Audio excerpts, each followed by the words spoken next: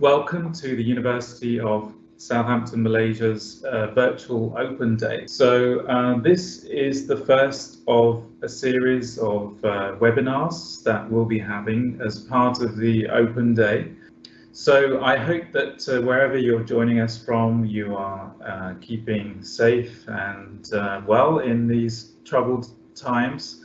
And of course, it's COVID that is the subject of this evening's webinar. So we will be talking all about that.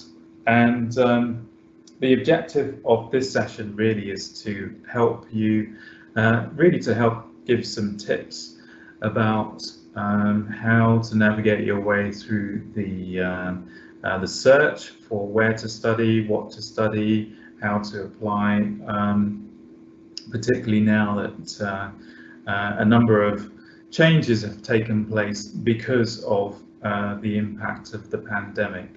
So I'm sure that you'll have questions of your own that you want to add to that, and we'll be very happy to take those. So we'll also at the end be talking a little bit about study opportunities at UOSM. So the impact of COVID-19, particularly on higher education and applying to university, and of course as we start this new year, 2021, I think it's fair to say that all universities, not only in Malaysia but around the world, are facing many challenges in relation to COVID-19. Everything from travel restrictions, additional expenses for international students due to quarantine measures, schools opening and then closing and then opening again, exams being delayed or even cancelled, a lot of study having moved from face-to-face to online, and of course, you know, with everything, we've really missed out on that physical contact that we all value so much in education. So it really does present a number of challenges, particularly for students, new students who are looking to start and initiate their university education. Having said all that, there have been a number of really positive innovations in the way that universities have responded to the situation. So I think, just as in any sector, universities have had to adapt to the situation at an incredibly fast pace. And with that, there have been new discoveries about how best to really conduct teaching and learning online, or indeed the way that we look at and explore study options, and we'll come back to those. So I think many of these innovations and adaptations that have been made are probably things that will stay, you know, even beyond the time that we return, hopefully, to some kind of normality. So in these slides, we will run through really what are frequently asked questions, and really just explore those briefly. But do ask away if you have further questions on that. So the first area is really what are universities, colleges and universities doing in the fight against COVID-19?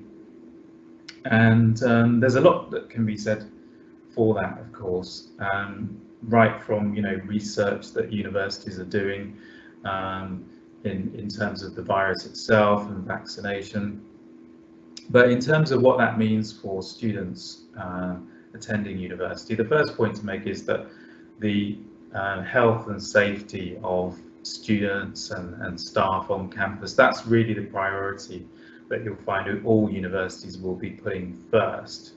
So for universities that have been able to continue with face-to-face teaching, as Southampton, Malaysia has for much of the time in one format or another, there have been a lot of, you know, quite strict SOPs that have been put in place. Everything from temperature checking at entrance points, one-way systems, hand sanitizers available, and social distancing measures. Those are just some of the sort of typical measures really that universities have put in place. And if you contact whichever university it is that you're planning to join, then they can give you, I'm sure, plenty of detail about exactly what they've done around that. Some universities, of course, in Malaysia and in other countries as well, quite early on during the pandemic, took a decision to put all of their teaching online, in fact. So that's still the case now. So it's something, again, that you should check, because it does vary from one university to another, and universities are in a position to make certain decisions themselves, particularly when we're going through CMCO. So how does that impact on admissions criteria, or does it impact on admissions criteria, and what sort of change has there been to deadlines, and how can you find out more? Well, I would say yes, it has had an impact on admissions criteria, but normally in the favour of applicants. I think universities understand, of course, that we're going through exceptional times, and of course they understand that that has an impact on school education, exams, and assessment. So I think what you'll find is that most universities will adjust admissions criteria, or at least look at a number of different sort of aspects of a student's profile when they're assessing applications for any particular program. Of course, some exams have been cancelled altogether, A-levels last year and again this year in certain countries. And universities have normally very quickly agreed to accept assessed grades and alternative assessments that have been put in place because of that. So what we would say really is, if you have a preferred university in mind, contact them. They'll be able to give you a lot more detail about this, and normally they will extend deadlines. You know, there's a lot of flexibility really to take into account a lot of these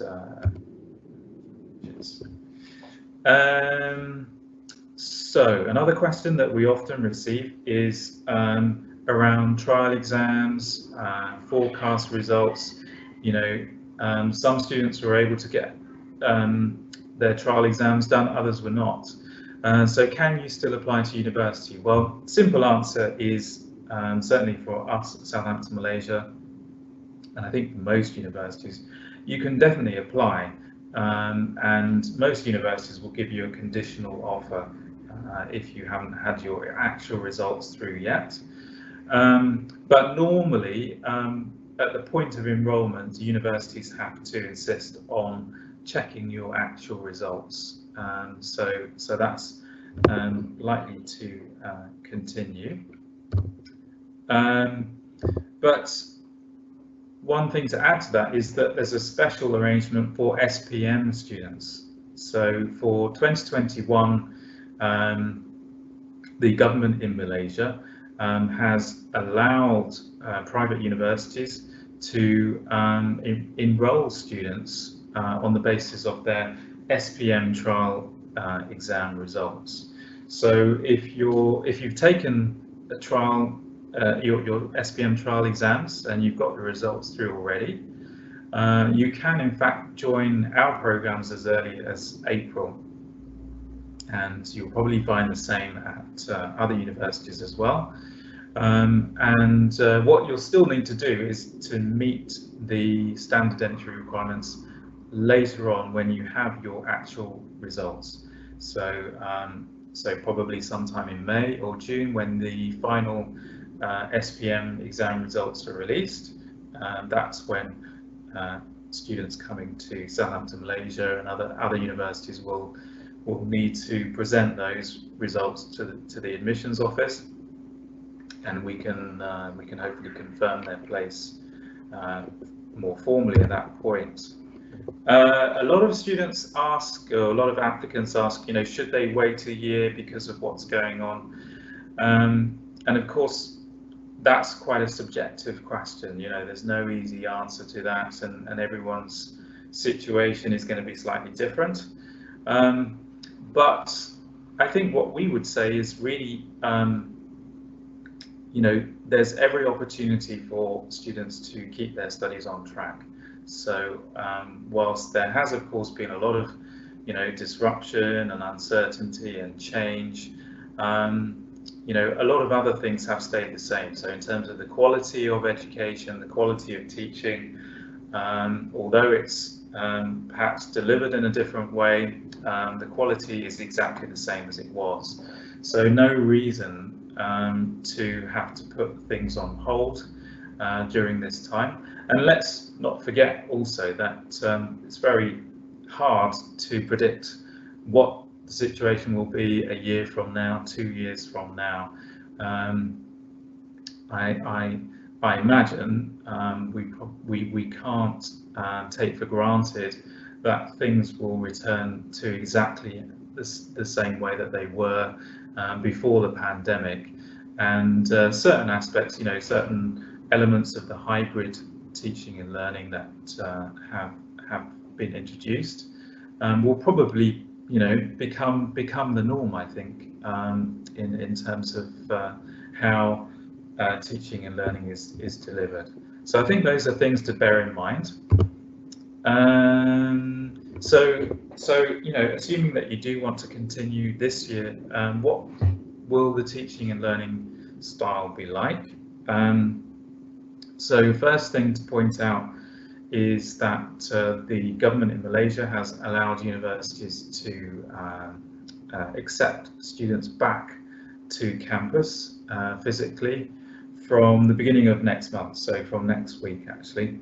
So in the case of Southampton, Malaysia, we're doing that in a staggered way. So our international students are coming back first next month, and then from the beginning of March, our local students will be returning. So a lot depends, of course, on the severity of COVID-19 in the locality, wherever that is. And of course, there are ongoing sort of updates from the Ministry of Higher Education, which we need to observe. But most likely, universities will continue with online learning or hybrid learning, both online and face-to-face. So, is studying online as effective as studying at the campus? So, as I mentioned earlier, I think most universities have really put a lot of investment in improving their online delivery. So that's something that I think is not something to worry about. There are many factors affecting the efficiency of universities' online teaching and learning, of course. So students should really contact universities directly to find out more. But to give you an example, I mean, at Southampton, Malaysia, we switched to online teaching very quickly back in April 2020, when after MCO had been introduced the month before that, and since then, we've actually introduced a lot of new innovations to help students get the most out of their studies online. And so far, in terms of performance, our students are performing just as well as they always have done. So we're very pleased with that. So Southampton, Malaysia, of course, offers engineering within its portfolio, and laboratory sessions feature within engineering, of course. And the government in Malaysia has allowed universities to continue running laboratories whilst following strict SOPs. So again, that's something that you can check with individual universities. And yeah, so Southampton, Malaysia, another sort of innovation that we've made is for our EEE students, so electrical and electronic engineering. Some of the lab equipment, what we call a bit scope, is actually sent out to students by mail for them to use together with their laptop to be able to continue their research.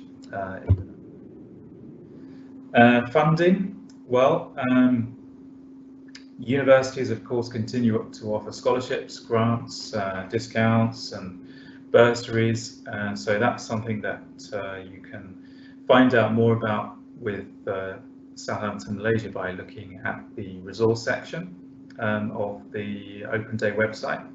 And but also there are public and private organisations in Malaysia and worldwide that you know, can sponsor students sometimes for all of their tuition fees and living expenses as well. So we currently have students from Telecom, Tenaga, Yayasan Sabah, Yayasan Sarawak, to mention just a few of the sort of key sponsors. Can you still study abroad? Of course, again, there's no easy answer to that because different countries, as you will have seen on the news, have different policies in terms of international students or any other travellers really. But you know, most countries are resuming international students being able to, you know, enter. So Malaysia again has put an SOP in place to allow international students back to Malaysia from the beginning of this month, so that's really good news. And another thing that you can consider is you know, starting your studies in Malaysia and then maybe transferring to another country later on. So of course that's something that Southampton, Malaysia has always offered, because we offer articulated programs between Malaysia and the UK. So how can you choose which schools to apply to without visiting in person? So first point to make is that there's loads of online resources. So you probably would have seen some of them, education portals like Uni Enroll, After School, university websites themselves of course have a lot of information and normally a sort of dedicated COVID-19 area for you to see updates around that.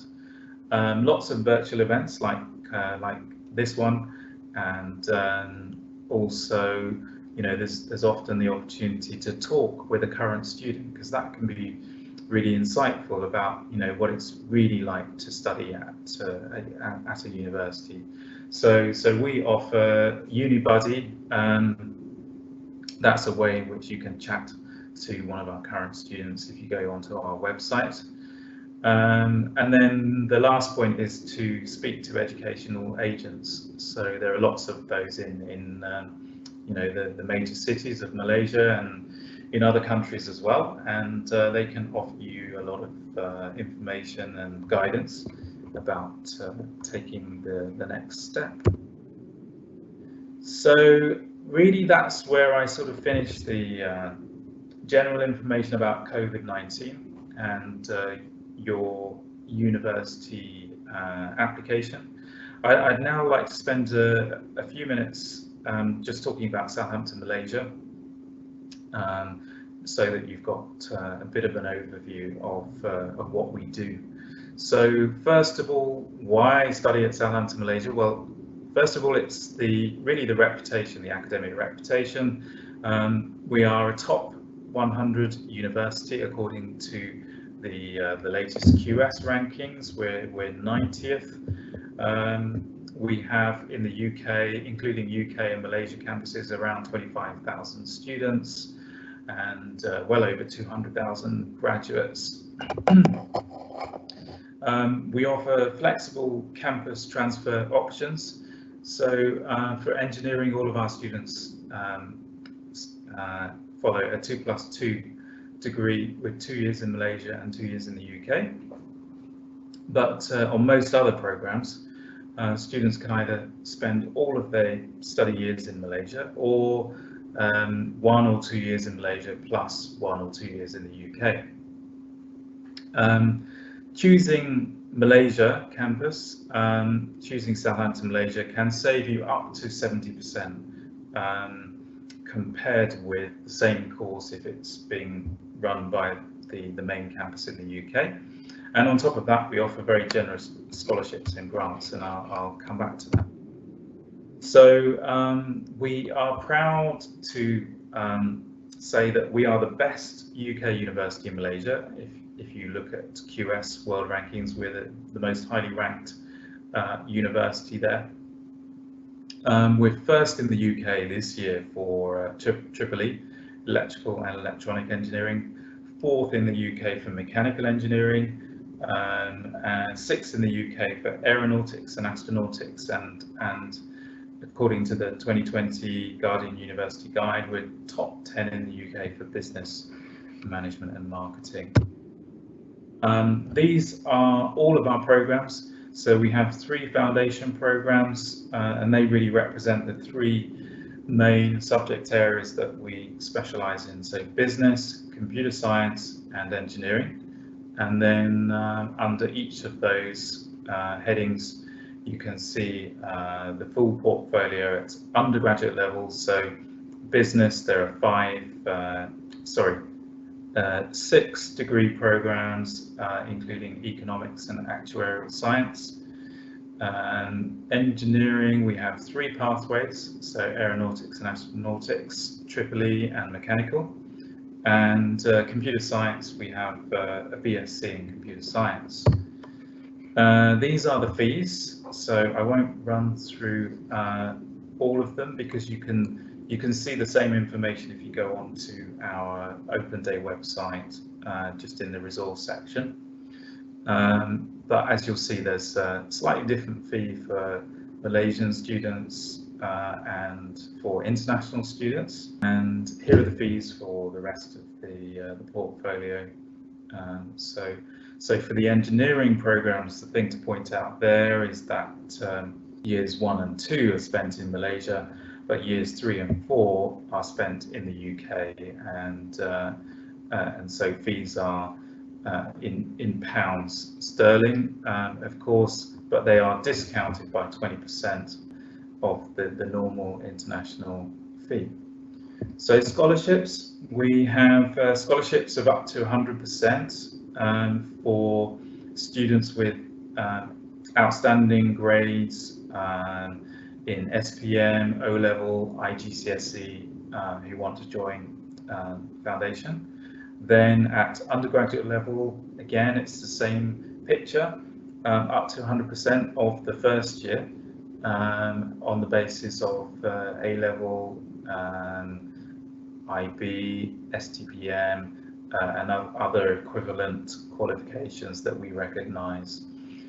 I mentioned just a moment ago that we have a transition bursary, so 20% for all of the engineering students who go into year 3 and 4 in the UK. They get a 20% bursary to reduce their fees whilst in the UK. We also offer discounts for alumni, children of alumni, and sibling discounts of 10% for the first year.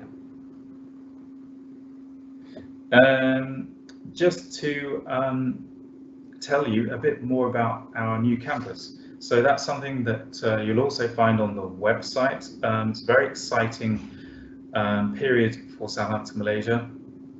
So we're moving from our current campus at Edu City to a brand new campus very close by, still within Iskandar, Johor, but we're moving to Eco-Botanic City. So in the picture, you can see Eco-Botanic City on the left as it is now, and then on the right, this is the new development that will contain Southampton, Malaysia's new campus, which will open in September so not long to go on that. And the facilities will be quite outstanding. So it will accommodate up to 2,000 students, and it will have some quite exceptional laboratories and teaching and learning spaces, lots of specialist laboratories, a design studio, computer science laboratories. So everything that you would expect and more, really, to come. Very exciting venture. So if you're applying for any course that starts this year, then you will have the full benefit of studying in a brand new campus from September, which is very exciting indeed. So actually, we've got a very short clip to show you, just to give you a sort of an insight. This is an artist's impression, so it may not look exactly as you see it, but it'll certainly be very close to this.